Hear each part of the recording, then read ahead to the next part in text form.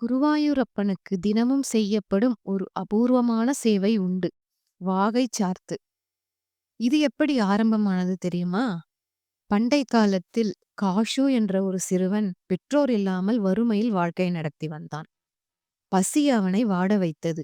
ஒரு நாள் 3 நாட்கள் உணவில்லாமல் தவித்துக் கொண்டிருந்த அவன் நதியில் மூழ்கி உயிரை முடிக்க நினைத்தான். அந்த நேரத்தில் நாரதர் தோன்றி ஒரு மந்திர பாத்திரம் தந்தார். அது அவனுக்கு வேண்டிய போதெல்லாம் உணவு தரும். காஷு பல நாட்கள் அதிலிருந்து உணவு பெற்றான். ஆனால் ஒரு நாள் பேராசை அவனை பிடித்தது. வீடும் செல்வமும் வேண்டும் என்ற எண்ணத்தில் மீண்டும் நதியில் மூழ்கும் நாடகம் போட்டான். நாரதர் மீண்டும் வருவார் என்று நினைத்து, ஆனால் பாத்திரம் மறைந்தது. நாரதரும் வரவில்லை. பசியால் வாடிய காஷு தனது பேராசையால் வரம் இழந்ததை உணர்ந்து பகவானின் நாமத்தை ஜெபிக்கத் தொடங்கினான்.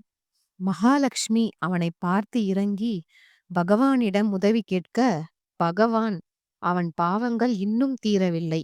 முன் ஜென்மத்தில் பூசாரியாக இருந்தபோது கடமையை செய்யாமல் தவறிழைத்தான். சிறிது காலம் சோதனைக்குப் பிறகு நான் அவனை ஏற்றுக்கொள்வேன் என்றார். காலம் சென்றது. காஷு சுயநினைவை இழந்த நேரத்தில் பகவான் அவன் முன் தோன்றி ஆசிர்வதித்தார். கலியுகத்தில் நீ வாகை மரமாக பிறப்பாய். குருவாயூரில் எனக்கு தினமும் தைலாபிஷேகத்திற்கு பிறகு உன் பட்டை தூளால் என் திருமேனியை தேய்ப்பார்கள். அதனால் தோல் நோய்களும் பல நோய்களும் குணமாகும் என்று வரம் தந்தார். அதன் பிறகு குருவாயூரில் வாகை சாத்து வழக்கம் தொடங்கியது. இன்றும் காலை நிர்மால்யத்திற்கு பிறகு பகவானுக்கு எண்ணெய் அபிஷேகம் செய்து வாகைத்தூள் தேய்த்து பின்னர் அலங்காரம் செய்கிறார்கள். இந்த தீர்த்தமும் தைலமும் பக்தர்களுக்கு ஆரோக்கியத்தை அளிக்கும் என்ற நம்பிக்கை நிலவுகிறது. ஓம் நமோ நாராயணாய.